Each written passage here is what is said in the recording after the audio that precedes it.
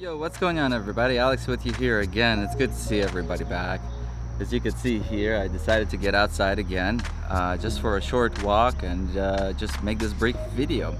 So I did want to make this video a little bit more visual and a little bit less of me doing this, a little bit less of me just walking around and showing my face to nobody wants to see my face anyways.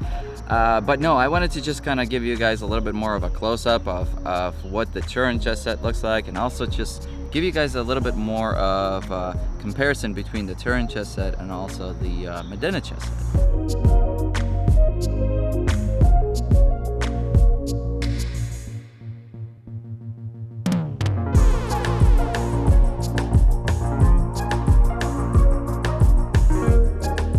One of the very first things that you will notice is that I am shooting on my regular chessboard, the board that most of you guys by this time have gotten really tired of seeing.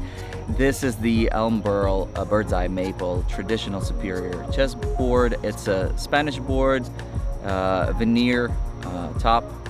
As you can see here, the size of the squares, as a lot of people have asked me what the size of the squares of this board are. They are 2.5-inch squares. So this is an important measurement, as you guys will see that both of the Turin and also the Modena chess set does look very comfortable on this particular size board.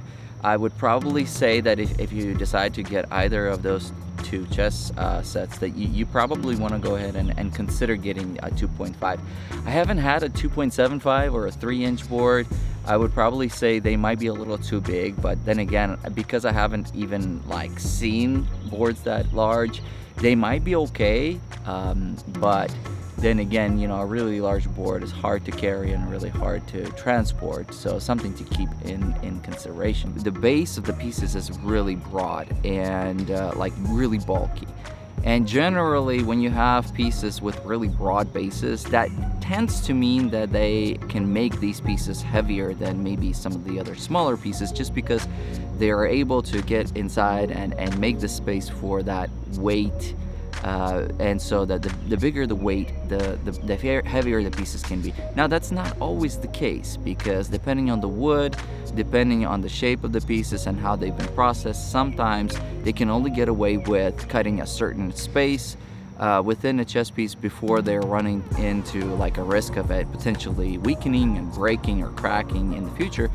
So, but for the most part, that does hold up. When you look at chess pieces with really like narrow, small bases, that may mean that those particular chess sets are not going to be as heavy. Even though both of the kings are in shape in general, they're very similar. They're, you know, size-wise and everything. You do notice that the king from the Modena chess set does have a more of a cross finial, whereas the Turin, they decided to go with this teardrop shaped finial. Then, like looking a little bit more down, the top portion of the king to the Modena chess set is going to be a little bit more broad, a little bit more bulky, with just a little bit more detail. And then the king to the Turin set kind of follows a more of a standard approach as far as the shape overall. They didn't really deviate too much from what's considered the standard. Queens are similar in shape. One of the main differences is going to be the fact that the queen from the Modena chess set does look a little bit more bulky, especially like on top. It kind of has that, the crown portion has more of a goblet-like shape, whereas in the Turin set, the emergence of the crown is more regular, more something you would see in other crowns. Bishops here are lovely in my opinion. I think the bishops, with the way that the cut is nice and wide, I like when bishops have that wide cut. This is the cut that they used to be like a popular cut back in like the 19th century. I think at the turn of the 20th century is when they started making the cut like really narrow. Probably the most similar of the chess pieces between the two sets are going to be the rooks. When you're looking at the rooks from the side, they look almost like they belong to the same set. It's not until you look at them from the top when you notice that the Modena chess set rooks are going to have that top portion in a little more of like a cup-like saucer shape, whereas in the Turin they have a more like a regular flat profile top. But like I said, if you're looking at them from the side, both of them are very, very similar, both in size, shape, in height, and weight as well. Pawns to the sets are very similar. You do have this unusual feature of the Medena set where they decided to make the very top portion of the pawn a little bit pointy, which, not sure, just not super typical. Usually the very top portion is rounded to a pawn, but the pawns, other than that, the pawns are quite similar. Having thought about it more, I feel like pawns and the way the pawns look shape-wise and the way they look in general is an important consideration. I mean, think about it. Pawns are half of your chess pieces on the board, so it does make sense to, you know, if you're considering chess set, look at the pawns too and pay particular attention to, like, do you like the size, the shape, you know, the dimensions of the pawns of the set? Because a lot of times the pawns is the last thing people look at. They look at the knights, they look at the king, the queen. Pawns is something that's always gets thrown to the wayside, but in reality, I mean, if you think that half of your board is going to be occupied by pawns, if you have a chess set that you're looking at, maybe you're considering buying it or whatever the case is, and you say, the pawns I'm not really too keen on, but like I really like the knights.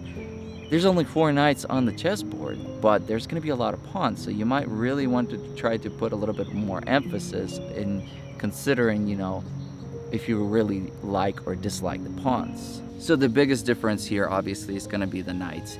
The knights, even though they're similar in shape and size, they're just different. The way that the nose, the way that the head of the knights pointed differently. The mane, obviously, the Medena set looks like a knight. That's similar to me in middle school when I discovered hair gel, and I would apply a couple of scoops every day. And then the knight from the Turin set, it reminds me more of my high school days when I was kind of getting concerned that I started to lose my hair early on, probably due to excessive use of hair gel in middle school, and I started to grow my hair out. The funny thing is that when I was making the video of putting together the pieces and just filming them, what I realized is that the truth is when I put the 2 pieces together on the same board, they were so similar, in fact, that I would say that if I played the pieces like this together combined, I would probably not really have people ask questions. They would think it's the same set, just because, well, for one, the wood is almost identical in color. The sets are quite similar. They almost look like they've been like sister sets. You would think, you know, they're made on the same company by the same people. So when I initially reviewed the Medena chess set, I did mention to you guys the fact that it was in the imperfect section. And one of the factors that made it in the imperfect section was the fact that the weight inside of the king, inside of the light king, was actually loose, and they claimed that it was rattling. So what I did is, as soon as I got the set, I took off the felt and noticed that the weight was actually loose. So this isn't the first time that I've encountered a piece with a loose weight inside. And I'm not really sure why that happens. It's not very often that it does, but my best guess is either they don't apply enough glue when they put the weight in, and maybe it's possible that when the glue sets up, it may change dimensions and shrink a little bit. And if that happens, it's possible that the glue may pull away from the walls of the chess piece a little bit, just enough to become weaker and not be able to hold the weight in as well. My second theory may be that when they're making these chess pieces, when they're processing the wood, they might be not giving the pieces enough time to fully set up, like the wood itself may need more time to dry, to stabilize, and it is possible, in my opinion, that when those pieces are made, there's just not enough time for that to happen. And as a result, maybe when they put the weight inside and they glue it in and ready to go, it is after that time, maybe that after the wood is given a little bit more time to set, like if the chess pieces are in storage, maybe the wood shrinks a little bit, and by shrinking, it will also kind of change dimensions a little bit, enough to like maybe pull away from the weight. I mean, those are just theories. You know, if you guys know different, let me know in the comments below.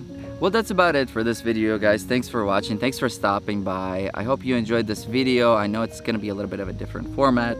So if you did enjoy this video, please hit that like button, and if you have things to say or comment, please go ahead and by all means comment below, and subscribe if you haven't done so already. And with that being said, stay tuned, and I'll see you guys in my next video. Okay, bye bye.